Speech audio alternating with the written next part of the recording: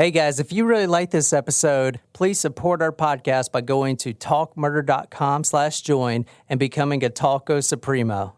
Why take another cold and flu season lying down? At the first sign of a cold or flu, take Coricidin. It relieves your runny nose, congestion, and fever fast, and even helps stop them from getting worse. Coricidin D.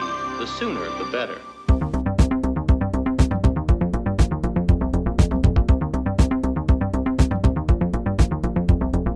Don't forget about our Charlotte show coming up on the 15th, and we got one on Asheville. Tickets are still available for those.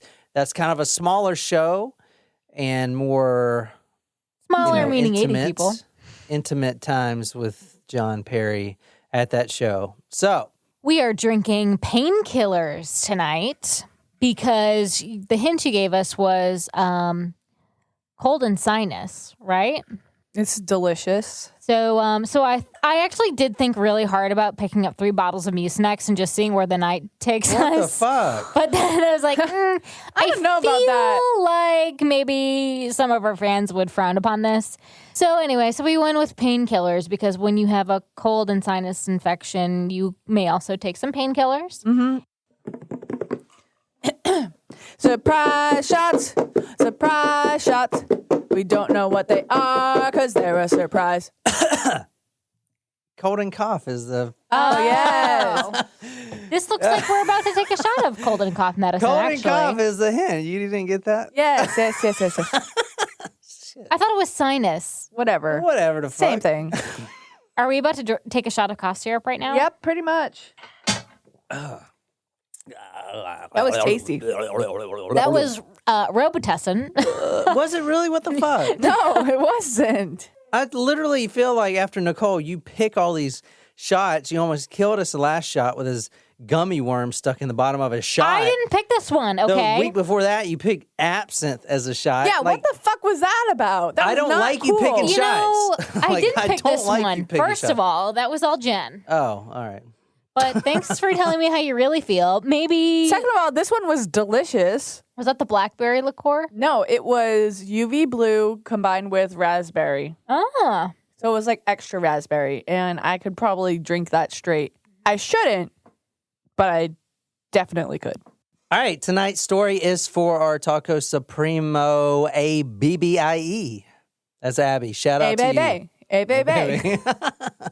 That's what we call Stella. Stay, baby. Okay, just repeat that address to make sure we have it right. Patuxent Drive, Raleigh, North Carolina. We're going to Raleigh. Oh. Okay, and what is your first and last name? Phone number you calling from? Phone number? Yes, sir. Tell me exactly what happened. I think I killed my... What do you mean by that? What happened? I had a dream, and then I have a dream. I turn on the lights, and she's dead on the floor. How? I have blood all over me, and there's a bloody knife on the bed, and I think I did it. Uh-oh. Okay. He's high on his... All right, stay on the phone with me. I'm getting her ambulance, okay? I can't believe this. He sounds like a robot. I can't believe this. Sounds like very sedated. He sounds high. I don't need to know what time it is. All right, stay on the phone with me, sir. Just gonna ask you a few questions, okay? I'm getting some help to you. Are you with the patient now? Yeah, I can see her. Okay. All right. How old is the patient? How's your? She's 29. Okay. Is she awake at all right now? What makes you think she's dead? Is she awake? She's not breathing. Okay. That's pretty solid evidence of her being Oh, dead. my God. Okay. Do you think she is beyond any help? I don't know. I'm too scared to get too close to her. Okay. Just stay on the phone with me, sir. I'm here with you. I'm here with you. I'm so scared. All right. I've already sent the paramedics to help you. Okay. I'm sending someone to assist you. Just please leave everything as you found it. Is there anything else we can do for you, sir? Where's the knife right now? Knife's on the bed. I'm not next to it, so I don't have a weapon on me or anything like that. Okay. When did you wake up? I don't know.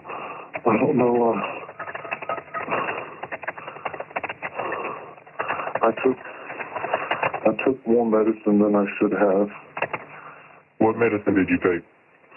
I'm glad we did not go with. I took Corsetin, cough and cold, Corsetin, HPT, cough and cold, because I know it can make you feel good. So a lot of times I can't sleep at night. Okay. I took some. All right, so what is it? What are you sure it's not breathing? She's not moving. Oh my God. Okay, I'm gonna stay. I'm gonna stay here with you. Okay, let's at least see if she's breathing. Okay. I'm so All right. supposed to buy her. Can you see her from where you're at? Yeah, it's so bad. There's so Okay. much blood. Okay. All right. I'm gonna stay here on the phone with you until help gets there. Okay. Just don't touch anything. Just look at is she breathing at all? Is her chest moving? Is anything going on with her? No. Okay. Well, we're gonna The at least. blood is dried on me. It's dried. The blood's not wet on me. The blood is dry. Oh, Okay. shit. So she's been dead for a I don't while. know what oh, God. All right. Well, we're gonna at least try to help her. Okay. All right. Just give me this. All right. I've already sent the paramedics to help you. Just stand alone. I'm gonna tell you exactly what to do next. Okay. Are you right by her? Oh, my God. I mean, I can see her, but oh, my God. Stay with me, sir. I know this is upsetting, but we're going to try to do as much for her as you can. If you're not sure that she's gone, we're going to try to help her, okay? So just listen carefully. Listen, okay, sir? First, just look at her right now. Tell me what you see. Is the chest moving? Is she breathing? Anything at all? No, she's not moving at all.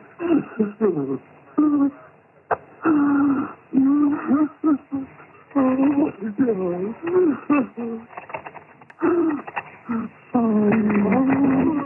No, he didn't deserve this. Why? I understand, sir. I understand, but right now we just want to make sure we're doing as much as possible. Is there anyone else at all in the home with you, or is it just you and her? No, it's her. Where are you in the house? Where are you in the house, sir? At the back of the house. There's a light on it.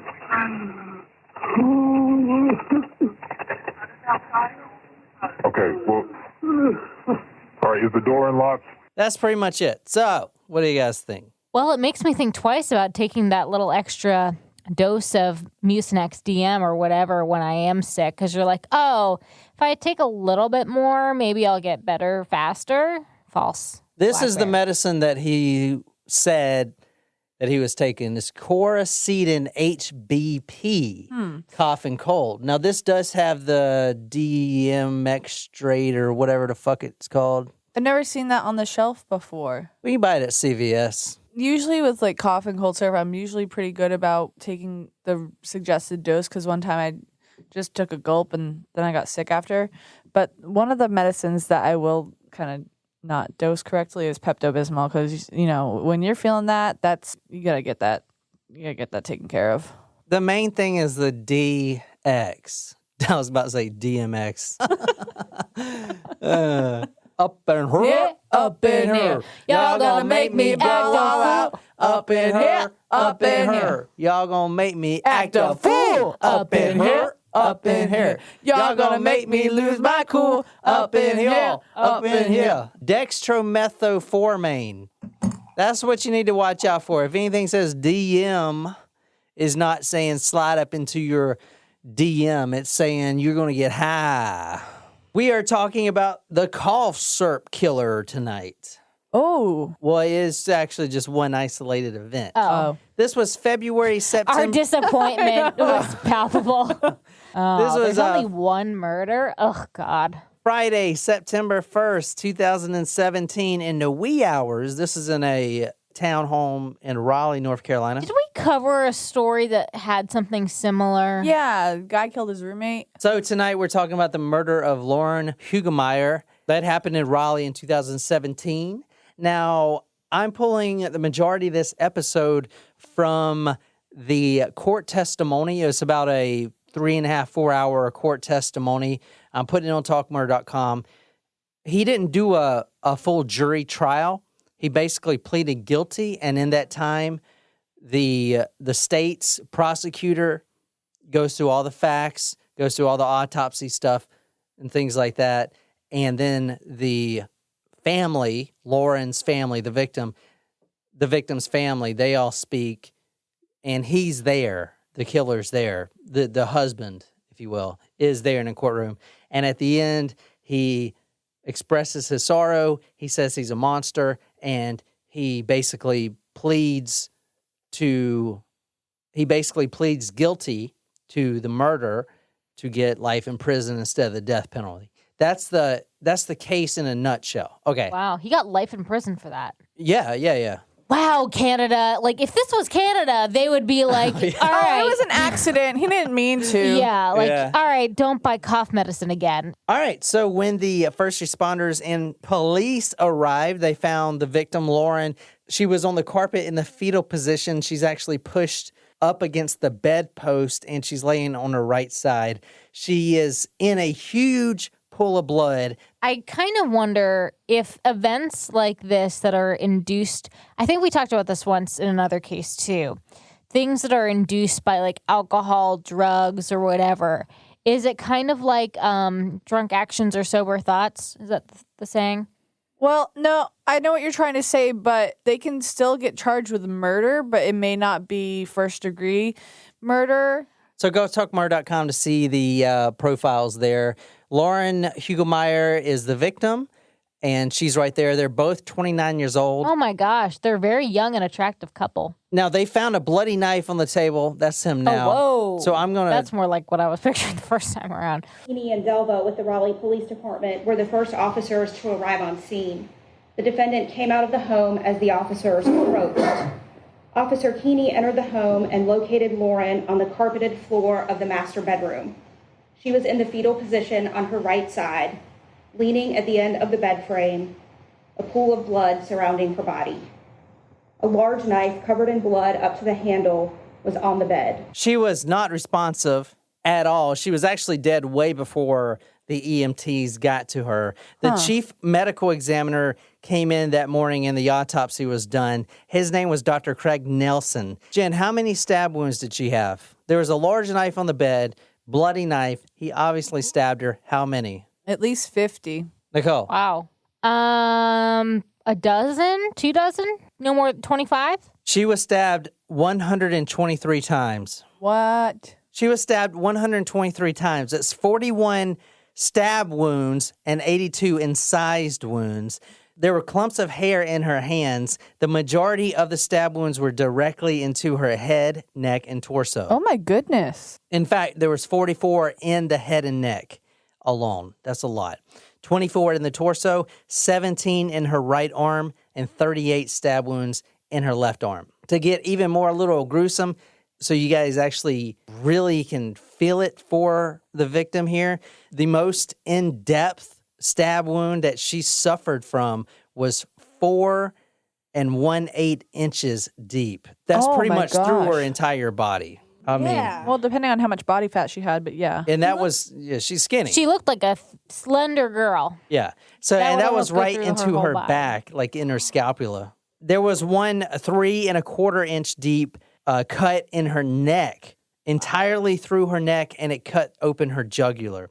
Now, she has defensive wounds, so she was awake during this whole event. And what's really sad about this case is the medical examiner actually pinpointed that she survived through the majority of these stab wounds. Oh, that's awful. Exactly. So she actually was there, in her body throughout the majority of the stab wounds, which is fucking awful.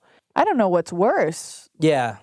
Like, get it dying right away and having someone stab you Oh, I'd post-mortem. rather die right away. Yeah, at least you don't know. Well, I know, but either that or like having a chance to live. So she had so many defensive wounds on her that she was struggling the entire time. And this only lasted, this whole ordeal lasted under a minute. So she actually suffered through that entire time. See, I still don't understand. I know I always make the comment about like how quickly something happens when we're talking about, firearms, but even like 126 times in under a minute, that's a lot. The state prosecutor described it as, quote, an exhausting struggle of life. None of her wounds were post-mortem. Even if the carotid artery that was struck, even if the carotid artery that was struck on her was struck first, it would still have taken several minutes for her to bleed out from that. Obviously, they arrested the husband, and you see him up there. His name is Matthew Phelps. Now, they were a married couple. One of the first things he says to the officers was, quote, "This has happened before." What? Whoa. No way. Well, he didn't mean he stabbed someone. He was referring to his first marriage where he drug his wife completely down the hall by her hair.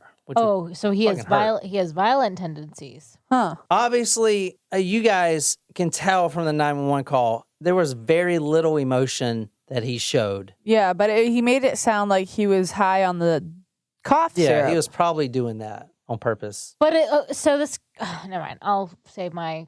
The police also noted that the killer shed no tears for his now deceased wife. What? Awfully young to be married twice. No judgment, but I'm just saying. Now, I was thinking it too. Now, you remember in the 911 call when he was talking about he had dry blood on him? Mm-hmm. No. Okay, well, we're gonna leave. Blood is dried on me. No. Okay, well, we're gonna leave. Blood is dried on me. It's dried? The blood's not wet on me. The blood is dry. Here's how they knew that there was dry blood on his body, but he also showed signs of going to the bathroom and washing off, taking a shower, trying to erase the evidence. There was also rug burns on his body. From the evidence at the scene, the police said that he made a coordinated effort to clean himself up before the 911 call, which is contradictory to his admission. But also strange, if you're going to admit something anyway, why clean yourself? Exactly. Because he couldn't get clean enough, so then he came up with a different cough plan. syrup story. Yeah, so he also said that, he didn't clean himself up. He was telling police that. But they went into the bathroom and used that substance, which is called... Luminol. Luminol. I can't... Forensic Files.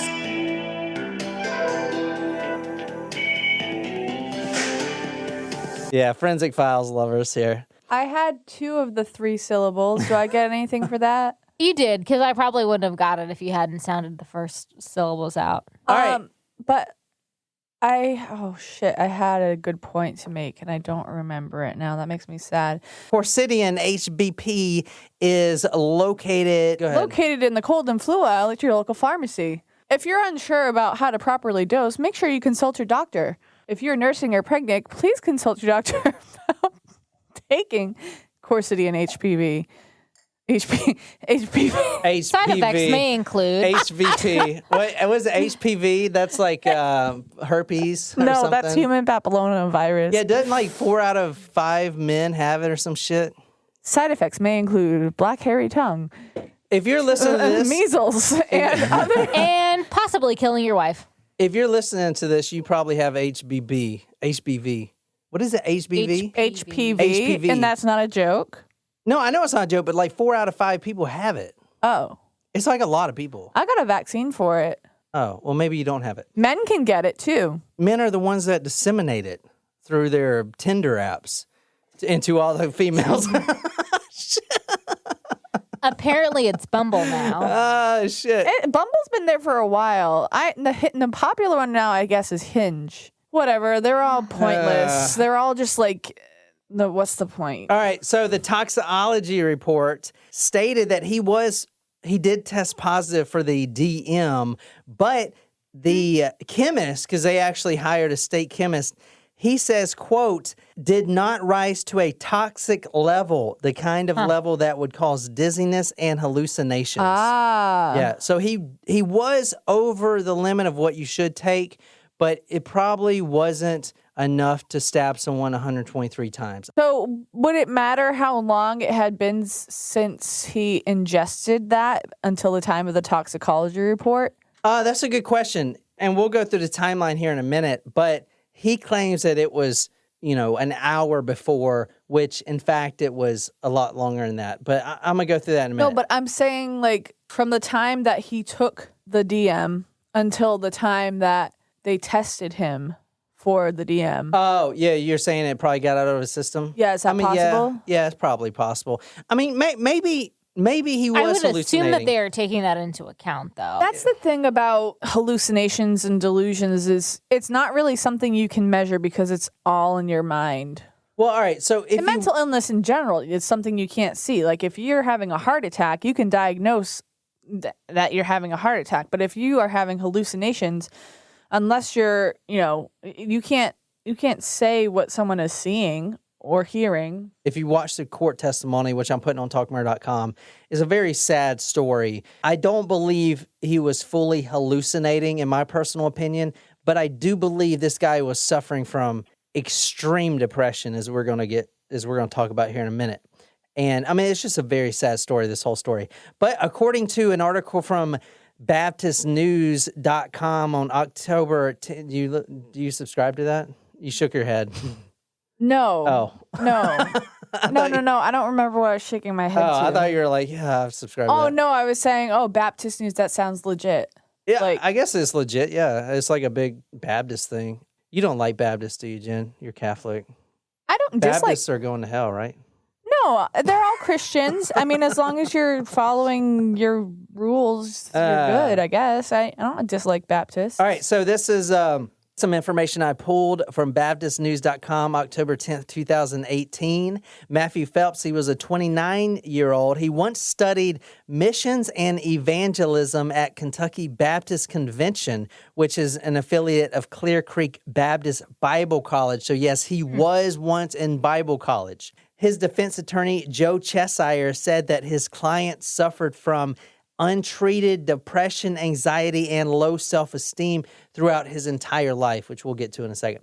Matthew Phelps was born to a 17-year-old unwed mother who was raised by a, quote, deeply conservative Christian. I have a serious question. Is there a difference between Baptists and Southern Baptists? That's a good question. I grew up Southern Baptist. My grandpa was a Southern Baptist preacher. And yeah, there is. So Southern Baptist is more hell and brimstone. That's exactly what we talk about. Okay, when I was in church, all I remember is if you don't do this, you're going to hell. If you do this, you're going to hell. Hell, hell, hell, hell, hell. Fire and brimstone, Jen. Which is why I'm becoming a preacher.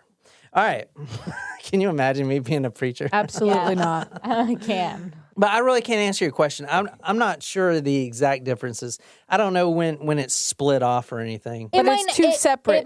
It might not exactly be separate. It might just be the style and delivery. I think it's just I think it's the same sect or whatever, Baptist, but I think it's just a different dialect because you're in the South. His grandparents were farmers and were unable to give him the attention he needed. Now, the lawyer's not getting up there and trying to say that he didn't do this or say that he was that it wasn't his fault.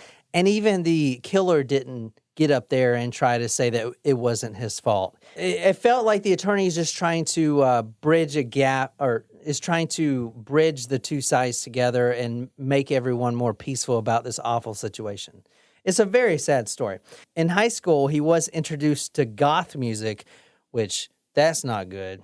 What's goth music? That's like Marilyn Manson? I don't know what goth music is. I don't know. I guess it would either be maybe heavier emo or like metal. I don't know. Eventually, he became My Chemical Romance. No, My Chemical Romance is more emo, but they're getting back together. So welcome to the Black I didn't know they Parade. were apart. I didn't know that they were any good. They also. are. Yeah, I was never a fan of them. I wasn't a huge fan, but I have come to appreciate some of their songs. All right, so life. He did have some troubles in high school. He was into goth music and kind of eerie, he got kicked out of school in high school because he was caught abusing cold medicine. So, maybe... Wow, he has a serious pattern of this. It may be, yeah. And that's what I'm saying. Who knows if he was really messed up? I mean, he was over the limit. And like you said, Jen, it was hours and, a few hours before they actually tested him. So he may have been completely not lucid during this entire event. I don't know. Eventually, he did plead guilty, so he transferred to a Christian school where he turned around to become one of the best students and a, quote, wonderful preacher. That's from the BaptistNews.com. Now, let's talk about his first marriage. Yeah, he was married once before. It was a very rocky marriage because the media interviewed the first wife. And just like the second wife, the victim here, she said that he was not ambitious. Now, Lauren Hugelmeyer, which I'll talk about in a minute, was, a Scentsy salesman. You should get into Scentsy, Jen. You like all those candles. I have some wax. Scentsy's is candles, right? You melt wax, yeah. Oh, I thought it was candles. I have a wax warmer in my office. Oh, shoot, I forgot to turn that off today. Oh my God, are you serious? Yeah. Okay, so Matthew was not ambitious, and It's not like I left it over the weekend. So Matthew, the killer, was not ambitious, and that actually completely butted heads with both of his wives, especially Lauren, because she was very goal-oriented. Okay, that's kind of the buzzword of the day, and very ambitious. One night on his first marriage, the ex-wife recalls him holding her down by her arms, then dragging her out of bed and down through the hall by her hair. This is not looking good for this guy. Right after that, she files for a divorce. Now, over time, Matthew thought about dark thoughts, suicide, killing. This is from the neighbors. That's what they were saying. This is before his second marriage. The first wife did go on a mission trip. She was also Christian. And this is when they were married for 3 years now. She actually came back, and this is a quote from Matthew's lawyer. Quote, now there is some dispute as to how that marriage broke up or why, but we do know that she went, first wife, she went on a mission trip alone after 3 years of marriage and came back and told him that she fell in love with another man on her mission trip, and shortly thereafter left Matt and married this man. Matthew Phelps was obsessed with the American Psycho movie with Christian Bale. Oh. Great actor. Love that dude. You've never seen that, have you, Jen? Jen fell asleep. Shit. I had a long day, all right? I saw like the first 40 minutes of it. I saw him kill Jared Leto's character. He was obsessed with American Psycho, and he had 2 Instagram accounts. I guess, what's it called, a Finstagram? Yeah, Finstagram. That's ridiculous. I don't even have one. That's the correct term. This is his other one, Marty Radical, and there is a picture of. Yeah, I tried to look into the post, but they're private. So, and of course, he's in prison now, so it's not like he's going to add me as a friend. But anyway, that's his other Instagram account. I'm putting that on talkmurder.com. And in July 2017, he sent a neighbor a video of a man whose eyes were being poked out. Yeah, so he was going through all this dark depression shit. I am terrified of something happening to my eyes. There was a lot of activity on the Instagram account prior to the death. A lot of depression photos, gothic photos. One photo was captioned, quote, I can't keep it together. So there were definitely signs that he was about to break. Now, this is why it's so important to check on your friends. Like if you see something, say something. Yeah. You could save a life, and it may not be theirs, or maybe someone else's. You never know. Especially if they're a veteran, because veterans go through some shit. Before the murder, Lauren was actually thinking about leaving the relationship and ending the marriage as well. Matthew was, like I said, not ambitious at all. And in fact, he was draining Lauren's bank account, and he was buying Best Buy gift cards. He spent $1,200 in the month leading up to the murder on iTunes and Xbox games. What? Yeah. And he wasn't Holy providing shit. anything as far as financial stability. He didn't have a job or He anything? did have Any source of income? He didn't have a full-time job. He would do odd jobs here and there, but like I said, he Like a wasn't. handyman? Well, for instance, he worked as an AT&T salesman at one point and stuff like that. But he wasn't ambitious, and he barely brought any money into the relationship. It's interesting. It doesn't seem like he's trying at all either. Quote, first and foremost, now this is from BaptistNews.com. This is about Lauren. We're talking about Lauren Hugelmeyer right now, the victim here. This is from BaptistNews.com. Quote, first and foremost, well, why am I reading all this shit? I never read stuff. You read this. I don't know. It was kind of You read this. First First of all, oh no, Well, you sorry, read the no. first one, you read the No, I second was one. talking. No, I wasn't Well, supposed Jen, to be. you can read the second I wasn't one. reading. I was gonna say you need to address us by name, or should I just assume Okay. that? Should I just assume? Girl assume- 1, read this. Girl 1, read this. Girl 2, read the next line. Oh right, the annoying girls in the background. Got you. First and foremost, she was a Christian, said her mother. She grew up in a loving church family, and it was her second home. And as she grew, she had a passion for kids and helping them grow and to know the Lord.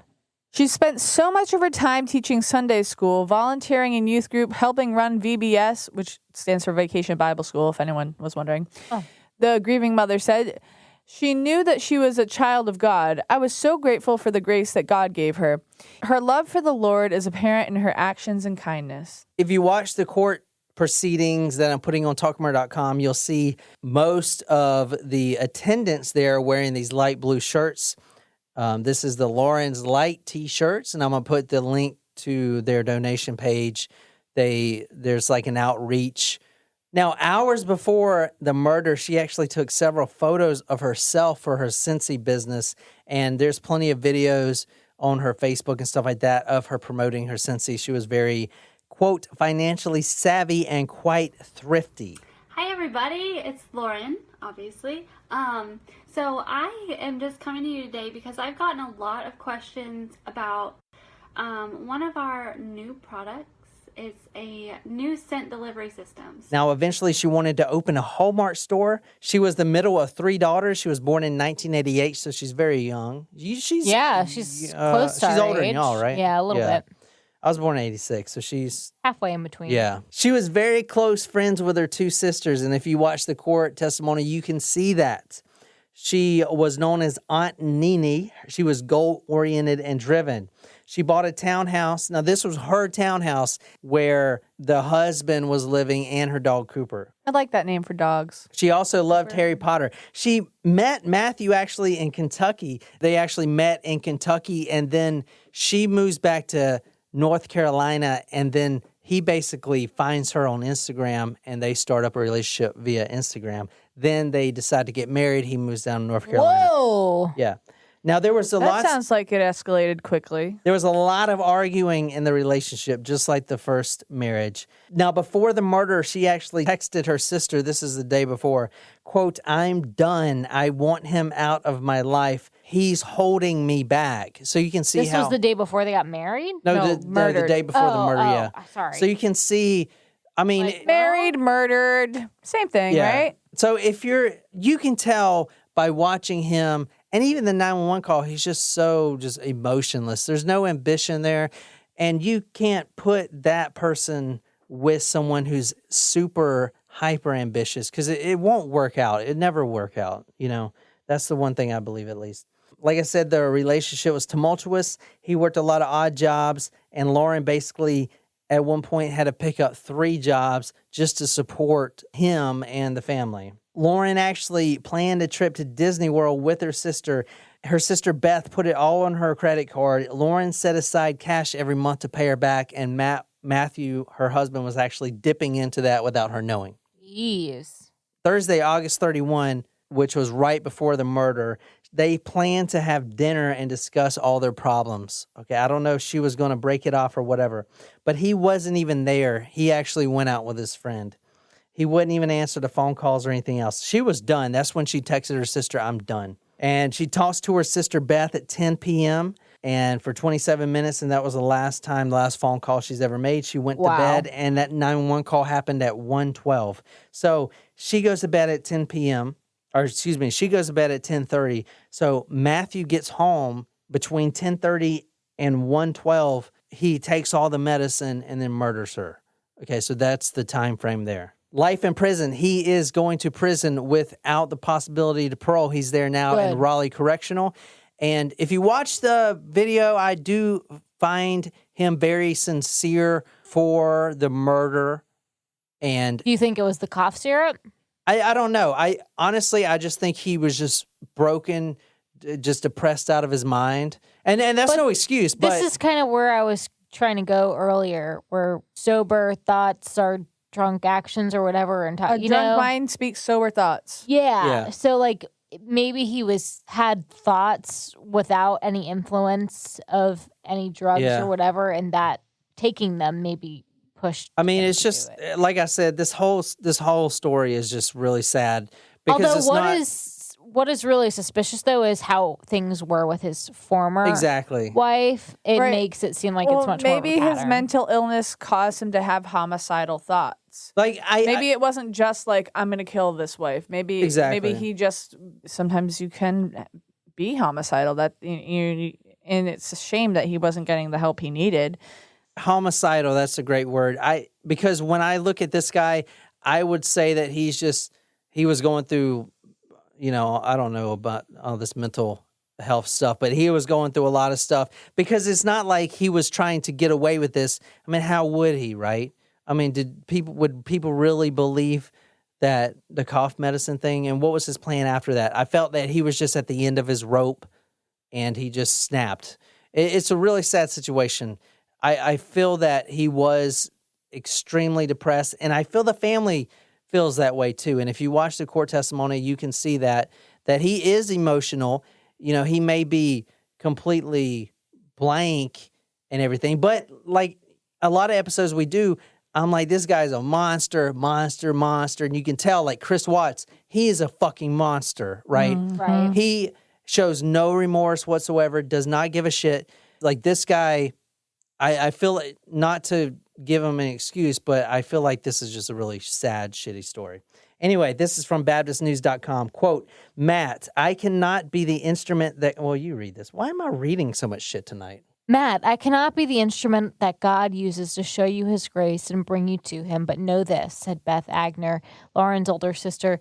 Prison is a very scary place, but being separated from God is worse, and his judgment is harsher than anything this court can give. I believe Jesus died for all, and I believe his grace is sufficient for all, and my prayer is that God's will be done. At the end of the hearing, Phelps apologized for what he called a senseless, mindless act. I feel like a monster, one of the wretched, a part of the darkness we don't speak of. That darkness consumed me until I was blind to the path I had taken, and deaf to my own cries for help. That darkness caused me to do the unimaginable, to take a life that was not mine to take. No length of time will ease my inner sorrow or relieve me of the memory of such a godless act as my hands, which I thought incapable of doing, have committed, and I will have to live with the rest of my life with these hands as a constant reminder, Phelps said. I hope my life will be an example of the consequences for those who think that drinking, drugs, and carelessness will only affect themselves and no one else. Be not deceived, God is not mocked, for whatsoever a man soweth, that shall he also reap. Yeah. You know, it's interesting, sorry to cut in, but that was prepared like a sermon. So that almost makes me think like, how he said that they said he was a good preacher? Mm-hmm. Just the verbiage that he used is just he went to Bible college. Well, yeah, I know that, but that's what I'm saying. It wasn't so much as, I loved my wife. It was and practiced. Yeah, it was very. Yeah, but it's not like I don't feel like he was going to try to get away with this. You know what I'm saying? Yeah, but at the same time, like he didn't even. He's still not mention taking ownership. That is true, and you have to take ownership. That's one of the things they look and he's never going to get parole, but when you try to parole, they make sure that you feel remorseful. That's like the one thing that the parole board does. I mean, he used words that made it sound like he was remorseful, but at the same time, when you're reading through it, it literally looks like a sermon. Yeah, it's such a hard story. If you watch him in the court testimony, like you can see that he seems very remorseful. But I mean, I don't know. I don't know. He may not be. Shit. But either way, he's in prison for the rest of his life. So, and I mean, the 123 stab wounds, that's overkill. Yeah, legit. That's literally fucking awful. I mean, we've never, because, to stab someone, it's a workout. You know what I'm saying? Like, it's not as easy as you think, really. Jen, why are you looking at me like that? I'm not looking at you like anything. All right. If you enjoyed this episode, be sure to hit that subscribe button on whatever podcasting app you use. If you like this episode, you can follow us on social media, Facebook, Twitter, Instagram. If you're absolutely obsessed with this podcast and want to become our stalker, go to talkmurder.com/join, become a Talker Supremo, get a badass t-shirt, sticker, swag, a lot of love, shout it out all over the place. Tell me what story you want me to do. I'll research it, dedicated to you on the Talk Murder to Me podcast. My name is John, here with Jen and Nicole, and until next time. If you're tired of the devil stealing, if you're tired of the devil killing, if you're tired of the devil destroying your life, you must order the personal package, and you got to order it right now. Woo!